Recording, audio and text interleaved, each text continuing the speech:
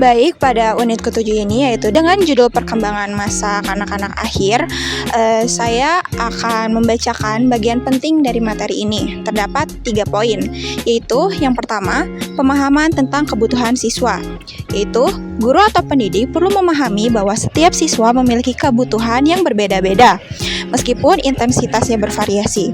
Kebutuhan tersebut meliputi aspek fisik, emosional, dan intelektual yang akan mempengaruhi cara siswa belajar dan berkembang sesuai dengan tahapan perkembangannya. Poin kedua yaitu masa kanak-kanak akhir.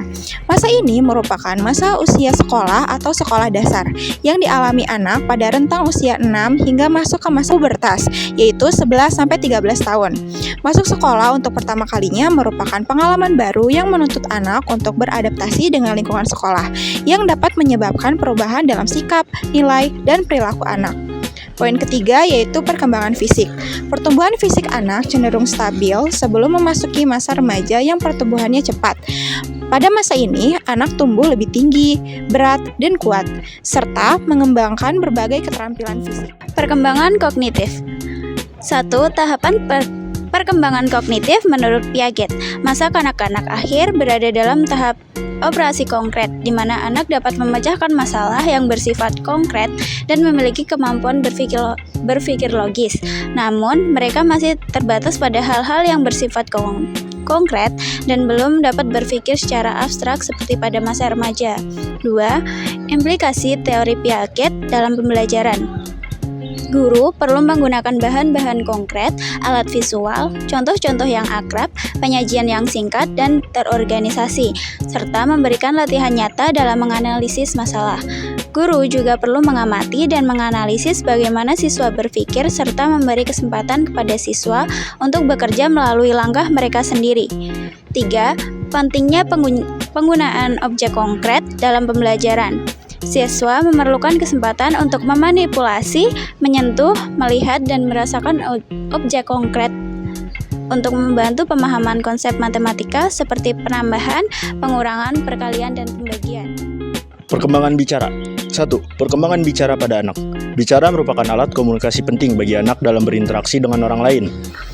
Anak mengembangkan perbendaharaan kata mereka melalui bertambahnya kosakata dari berbagai sumber. Anak mulai menyadari bahwa komunikasi yang bermakna memerlukan pemahaman terhadap apa yang dikatakan oleh orang lain, sehingga mereka meningkatkan pengertian mereka. 2.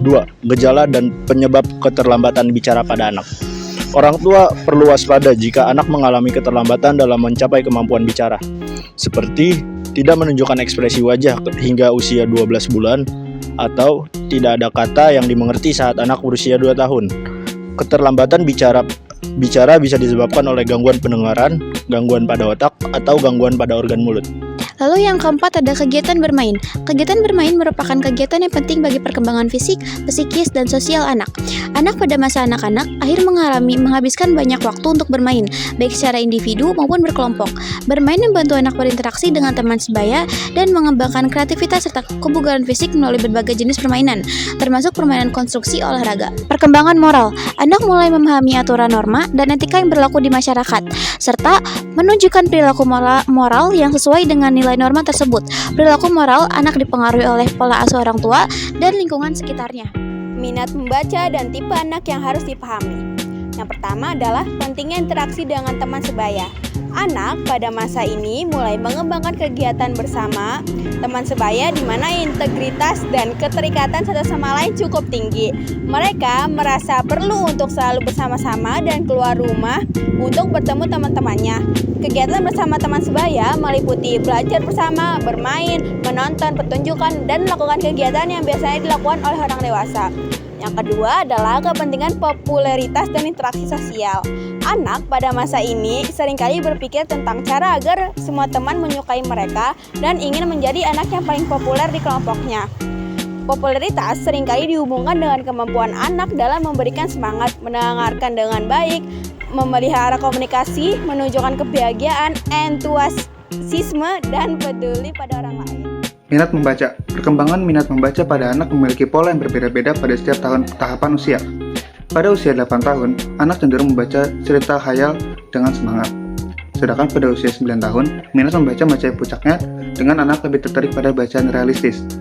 terutama anak laki-laki yang menyukai petualangan, sejarah, dan olahraga, serta anak perempuan yang cenderung menyukai cerita binatang, puisi, dan cerita dari kitab suci. Kedua, teman sebaya. Teman sebaya memiliki pengaruh yang signifikan dalam perkembangan anak, baik secara positif maupun negatif. Pengaruh positif terlihat dalam pengembangan konsep diri, harga diri, dan keterampilan sosial. Sementara pengaruh negatif dapat berupa perilaku antisosial seperti merokok, mencuri, atau membolos. Anak laki-laki cenderung memiliki hubungan teman sebaya yang lebih luas daripada anak perempuan.